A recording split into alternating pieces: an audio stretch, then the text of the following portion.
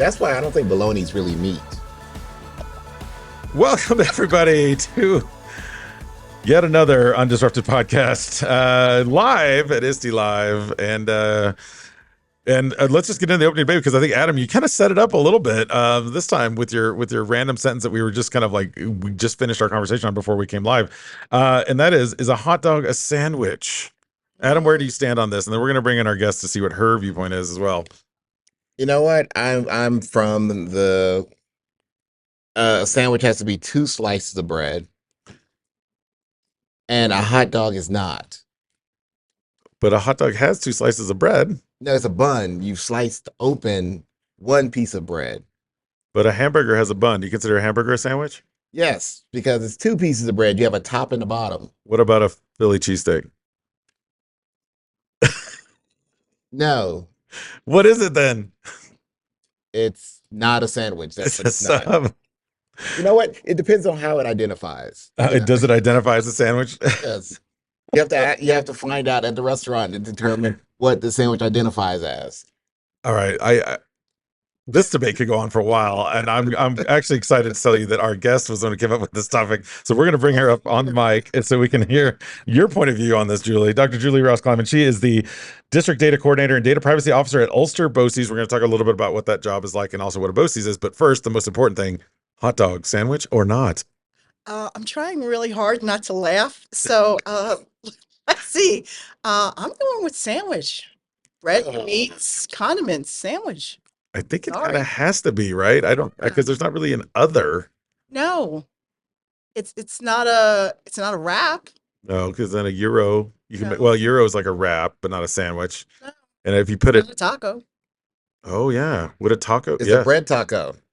that's what it is. You finally got it out. You got to have a bread taco. Yes, it's a bread taco. This is the kind of, again, folks, those listeners out there, as you well know, these are the hard-hitting topics that we like to cover on the UnDisrupted Podcast. But think about it. It's a bread taco because all the stuff you can put on it is similar, like you can put like on a taco. I mean, you can put like your sauerkraut and all this stuff Okay, on top. I mean, okay. think about it like a Chicago dog. I don't see anybody promoting it as a bread taco with the stand. It says hot dog. Maybe now it'll become a bread taco. It's a thing now. You heard it here first, I folks. don't think so. We're going to go and enjoy everywhere we go. Just when you get ready to eat a hot dog, just say, hey, do you have a bread taco to go with this? And they'll be like, what? You know, the bread taco. Oh, let's make That's it a thing. better than what kids are calling it now. What do they call it these days? Glizzy. A What? glizzy? Yeah, a glizzy's a hot dog. Is this like another one of those Riz Sigma? It's a terms? glizzy. Yeah. It's a glizzy. All right. I've not. Serious. Are you making that up? I've not heard that one Hey, yet. I- Either. Yeah, ask your kids. All right. My kids probably know. They tell me all this, yeah, all the made up stuff. Before we get into some questions, Julie, tell us a little bit about your position, also, and a little bit about what Ulster BOCES is. Sure. So in New York State, there are BOCES. BOCES are kind of like cooperative educational services for districts. So we provide training, but we also provide school for students who need additional school that might not fit where they are. Mm. But we also have wonderful opportunities for students to grow in different ways, like career in tech, P-Tech, where you can start in 9th grade and get an associate's. So that's what a BOCES is. We also have model schools, which is the technology part of a BOCES. So where, again, we can offer training online, asynchronous, come to you, you come to us. It's services that different districts can buy into. Okay. And the role you have of again, district data coordinator, data privacy officer. It's a lot of data, in that role. Yes, a lot of data. So I specifically help our own BOCES with our data, but I'm supposed to be moving into a new position. Well, I'll be going out into districts and helping them Nice. with Okay. data literacy. And now that you have your data, what are you going to do with it? My role in BOCES itself is just helping with our New York State data. What data requirements and compliance things do we need to do? And I kind of monitor that throughout the year, and data privacy as well. So we're making sure we're staying safe, using the right apps, keeping students safe, looking out for training on phishing and other things. Yeah, I've always said that we are data rich and implementation poor. Absolutely. Yes, we can tell so many things about our kids, but what are we doing with Right. that data? That was a conversation I had earlier today in the R&D room. I forgot, I can't remember what it was called, through ISTE, and that was exactly the question. Why are we collecting this data? But more importantly, what are we doing with it? Right. And then are we all data literate to have the same conversation because we have the same vocabulary? Not so much. Yeah. I think that's definitely that missing piece in education because we know what we need to do. Well, we have the data to figure out what we need to do. And we then have to figure out, do we have the fortitude to actually do it? Right. And then conversation came up that there was a fear, like data was like that 4-letter word, Mhm. like how do we It really is. read it? How do we look at it? How do we understand it? But again, so what? Now what do we do with it? Yeah, that's we could use, Adam. I know it. We could use a tool that would save us time. Oh wait, we weren't going to talk about it. Nope, not let's say it, folks. Shh. We had the pre-conversation that we are all kind of officially a little bit AI overloaded. You said it. Oh no! You said it. So you're working with a lot of schools, and so you're working with a lot of teachers. You're working with leadership. Talk to me about the importance of coaching and what does that look like? I mean, again, you're in a field where you're dealing with a lot of numbers and a lot of information with data. Does coaching relationship, how does that play into what you're doing in your regular job? Absolutely. So I came up with like my own philosophy or a coaching philosophy, and it's called Teach. And the reason it's called Teach is because around, I think it was 2018 or so, Mark Gurrow had a book, EdTech Advocator's Guide to Leadership, I believe. I'm sorry, Mark. And he was looking for people to write snippets about coaching. And I thought it was best to put something in an acronym so people We love can remember acronyms. what We it love is. that in education. Education, we love them. Yeah. We love them, right? Yeah. So many we can't even remember them all. So I put together Teach for coaching. Coaching is really about relationships. Before you can get to any app, before you can get to any strategies, you have to build relationships. And so, through some trial and error, I found that out. And so I put together Teach, meaning T is for build trust. It is so important that you need to build trust with who you're working with so that you can then meet them where they are, but then help them to grow. But that's not going to happen Right. unless you have trust. You need to create equity for everyone. There were situations where I saw people were frustrated with technology, but it was because they didn't have access to Wi-Fi, or they didn't have access to good Wi-Fi, or new technology. And so, of course, they hated it. So creating equity. And so to do that, I advocated. So advocating on others' behalf, whether it's helping through grants or just really expressing that well, this is what people need to move forward. Collaborate. I always find that someone gave me a compliment and an insult at the same time. They said, you are a teacher. Like, you're not a tech teacher, you're a teacher. I was like, okay, I understood what you said because yes, Yes. I've been a classroom teacher and I can manage a class and I can read the room and I can understand the strategies and I can sit and work with you and adapt.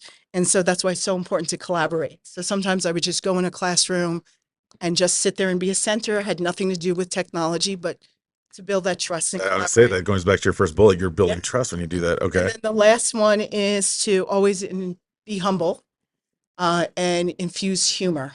Yes. So as you can tell, I laugh a lot. Yes. And I tell people usually my first foray into technology was I needed to print something for the principal and the printer wasn't working. And I was getting really frustrated and I tried and I tried and I called the tech department. This was in Yonkers Public Schools. And a gentleman came over and he looked and he played around and then he looked under the desk Oh no. and he plugged it in. Oh, And he looked you're at that me. person. Yup, You're that. I was that person. And then he looked at me and he said, would you like me to come back and work with you? And I was like, yes, please. Yeah. So no, sometimes these things just happen and they still happen now, but you have to just infuse humor and roll with it.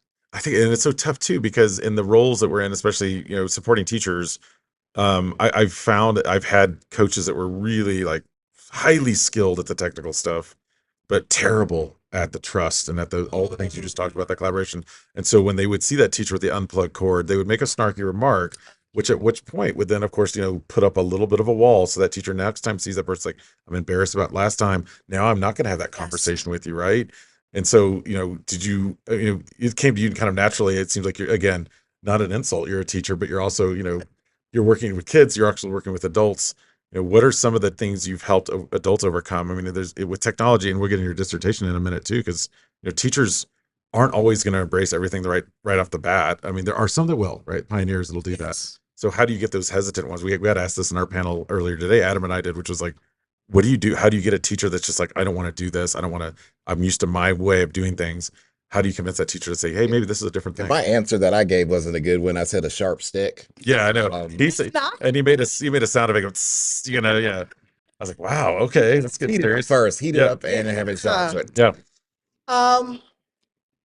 Well, you actually have to find the ones who are going to work with you first. Right. You really can't go to the person who does not want to work with you, because that's just going to be a constant battle. However, most of the time, the person who does not want to work with you will come around because everybody else is working with you, or their principal or administrator said, I have to do this now, or they realize, oh, okay, maybe it's not as bad, and I actually want to show you what I can do as well. Nice. So I've had scenarios where people said to me, I want to teach my kids PowerPoint. And I was like, oh, God, no. That's not what you want to do. Tell me what you want to do. But I wasn't able to do that until I really had that was actually what was playing in my head. Yeah. You're like, oh, please, no, not again. Yeah. But I did say, for what reason? It's a learning outcome. Right. Yeah. What's your learning outcome? How can I help you? And then she showed me the curriculum and said, okay, great. So we did the PowerPoint.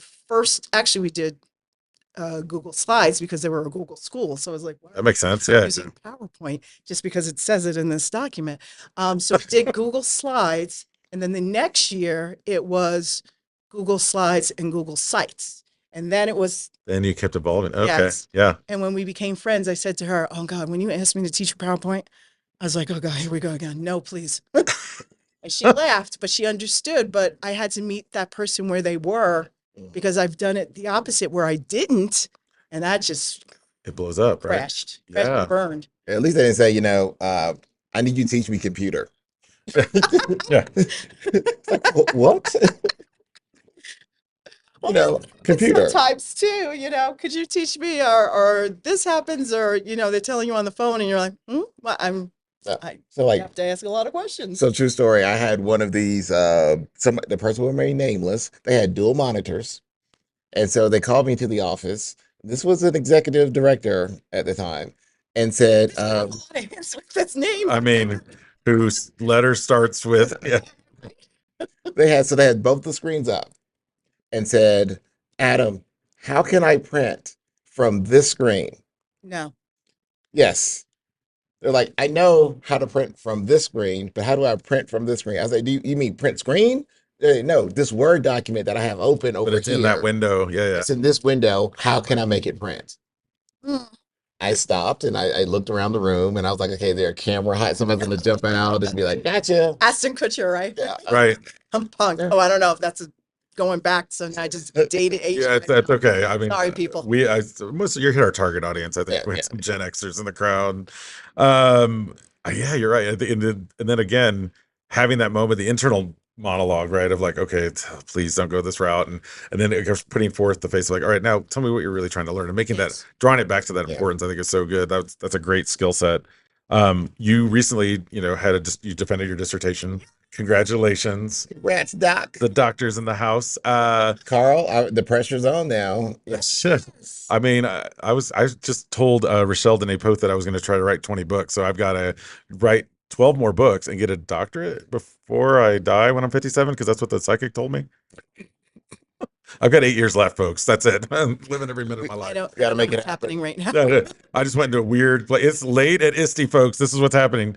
So tell us a little bit about the topic and kind of in which you kind of dove into with that dissertation. So what's really interesting is I was just talking to my husband, and he sent me a text because the book came in. You know, like you write your dissertation, and then you ask, do you want it sent home as a book or and it came home. He's like, it's real, it's real.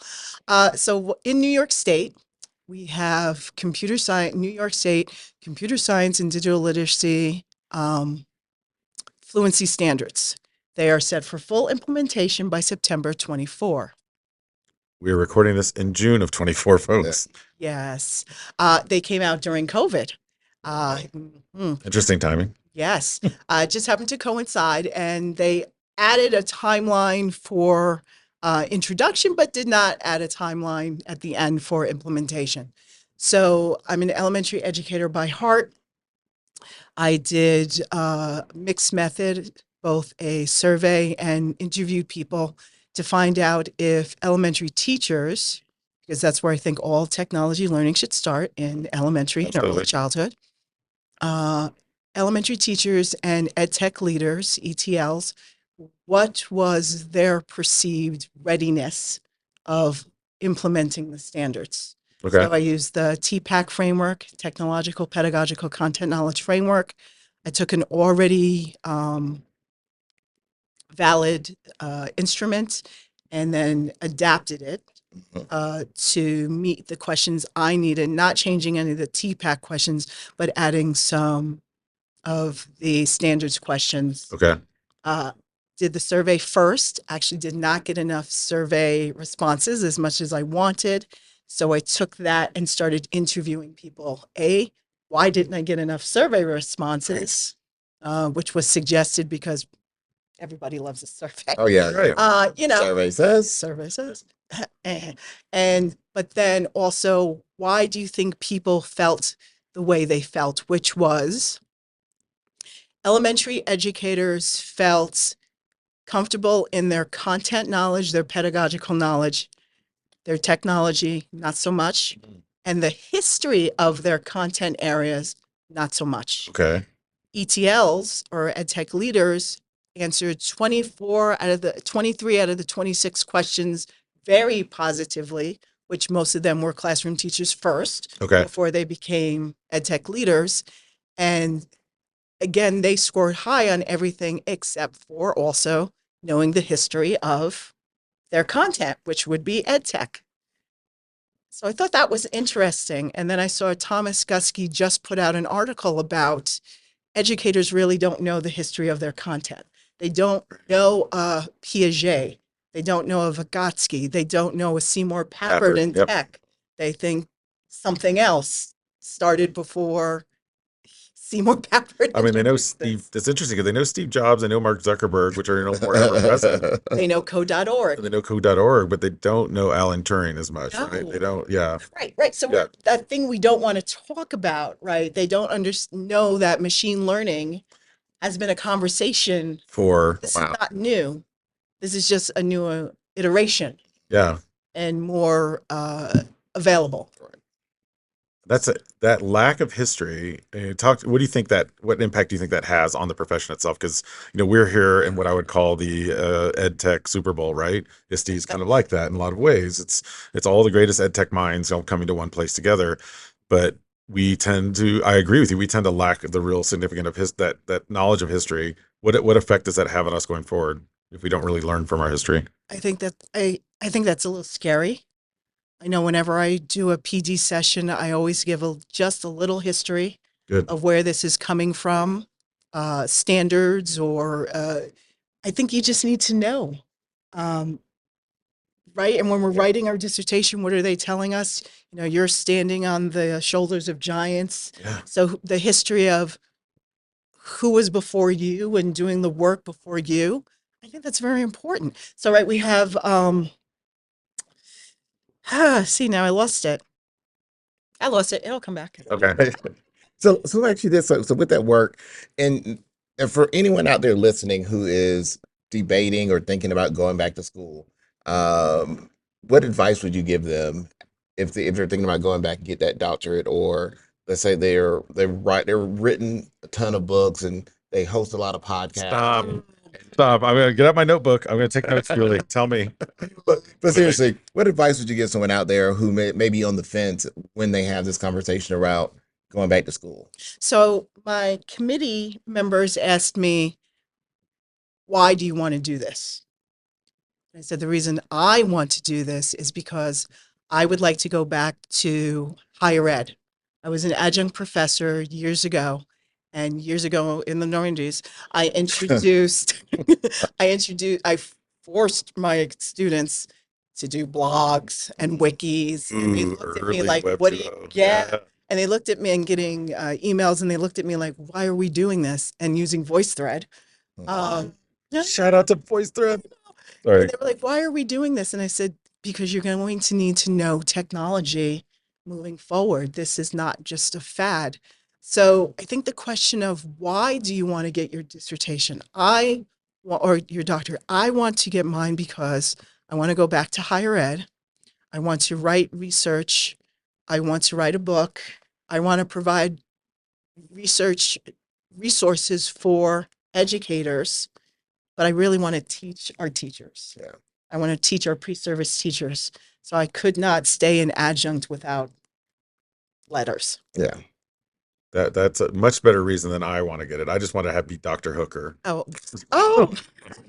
Because I feel like that could go so many different directions. But actually, I get to see you wearing your regalia just because. why not? I was trying to wear it like all week. I mean, you earned it. I think your reason, though, actually, honestly, is a big motivating factor for me, too, because I think about the pipeline of what's coming and what's not coming in the teacher pre-service programs, or what they're not getting when they get into schools. And I do guest lecturing all the time, but I like that. That you might have convinced me to start thinking about doing it. What you're doing is doctoral work. Right. You are writing. I'm doing a lot of writing. There's are providing- 50,000 words in that book. Yeah. Podcasts you are providing. Now it's just putting it in a different form. And then You're already defending good it. to go. Yeah. And I can do this for free, right? Is there a free place I can do? Adam, did you find a free place? Free, No. free 99? No, No, no, Adam. no, no, Oh. no. And you don't want the free 99 doctorate. So, Yeah, that's a good point. You do get what you pay for. That is a good point. Now that's going to drive me. What is that week in December? Grace Hopper's birthday. The week of code. Yes. Yeah. Yeah. Right. Like even that, the history of the week of code, and people don't know it has to do with like Grace Hopper's birthday. And anyway, that just went back to the history. Sorry, I digressed. I can tell the book. I already know what the topic of the book is going to be. You've got the dissertation written, so now you just need to convert it, make it into a book. You're already there, and then we'll have published author also on the podcast next time around. Yep. Where can people find out more about you and all the great work you're doing? Most of the time, I guess I'm in two places. Three. LinkedIn. Okay. So you can find me on LinkedIn. You can find me on Twitter at JBR_Kleinmann. Yeah, if you can spell that and find that, you're good to go. KLEINMANN. And K-12 Leaders has been like a new hotspot. Hey, all right. that I've Yeah, been there we going go. to. So, I've heard of that place. yeah, it's pretty cool. Free. It's free. It is free. Yes, we're working on it. That would be an interesting idea to try to figure out how to get a doc. No, not going to go there. I feel bad for Michael Bronder. He's always got to come up with some other idea that we throw at him all the time. He's like, let's make it work. You could get a doctorate. There would be some way to do it online like that. Yes. Well, thank you so much for being. That's Dr. Juli Ross Kleinmann. Everybody, give it up. Again, check her out at all those places she mentioned. We'll put that in the show notes as well to follow up with you and your work. And I love those thoughts of history and and think about that, those listeners, when we're going to all these places and learning all these great new shiny things, including the two letters that we weren't going to mention on the show, but I messed up. Think about reflect on the history of where that came from and why it is where it is nowadays. And I think that's such an important message to send home. So thank you so much for joining us today. Thank you for having me. This has been the UnDisrupted Podcast, brought to you by All for Ed. He's Adam, and you can follow him at AskAdam3. and he's Carl, and you can follow him at Mr. Hooker. And remember, ladies and gentlemen, boys and girls of all ages, we are better together And we are better undisrupted.